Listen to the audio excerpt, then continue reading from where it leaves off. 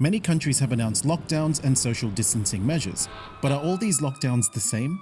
How are the restrictions in each country or state different, and are all people complying?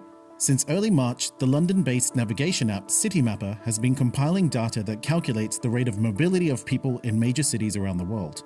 The numbers reflect the relative percentage of people moving around their cities in comparison to what's expected in a typical day.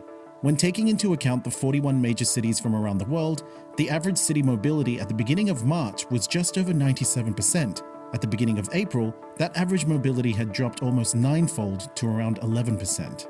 Take Istanbul, for example. At the beginning of March, it had a mobility index of 124%, meaning people were moving around the city 24% more than normal. Turkey confirmed its first coronavirus case on March 11, and by the 12th, their government shut down schools and universities, sporting events were held without audiences, and people were urged to stay at home. And as more restrictions were placed on residents, including travel bans, limited shopping hours, and a hiatus on religious congregations, by April, citywide mobility reduced to just 8%. Sao Paulo, Brazil's largest city, was operating at just over 110% mobility on March 2nd. Lockdowns came into effect on March 24, but by then, the data shows mobility had reduced significantly. Come April, citywide mobility had stabilized to just 12%. Brussels, Belgium's capital, also started the month at about 106% mobility. The nation officially went into lockdown mode on March 17, but the data shows that the city's mobility had dropped drastically between March 12 and March 14, as many stores and businesses were already closing down as a precautionary measure. By April, Brussels showed a mobility rate of roughly 7%. Parisians were moving about their city at just below 100% expected rate at the start of March.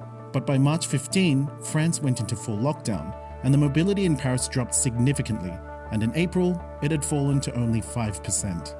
Mexico City, with its population of over 20 million, started March with over 110% mobility. The country's president, Andrés Manuel López Obrador, has been criticized for prioritizing its economy over safeguarding people from the coronavirus. The country went into an official one-month lockdown on March 30, even though non-essential businesses were already shutting down. Mexico City saw a decline in city mobility to just 15% by the start of April. By March, much of Italy's northern regions were on high alert from rising coronavirus cases, particularly in the region of Lombardy, in which Milan is the biggest city. Official lockdowns for the region were imposed on March 8. By then, Milan was already running at about 23% citywide mobility. As the month progressed and Italy's cases exploded, the whole nation was forced into a full lockdown.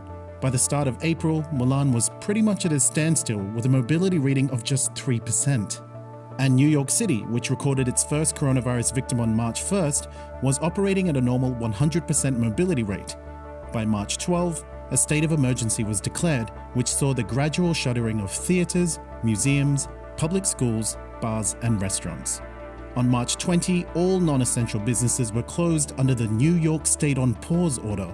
And by April 1st, city mobility had stabilized at around 7% as New York State's confirmed cases continued to rise to more than 100,000, becoming what is now widely considered as the coronavirus epicenter of America and possibly the world. But despite social distancing measures being put in place, daily rates of new infections take a while to go down. Italy's countrywide lockdown was implemented almost a month ago, but it's seen a decrease in daily new cases in just the last week. And despite the mobility across cities declining significantly, each country has its own unique challenges. So the question of how long we'll have to live under these measures is still uncertain.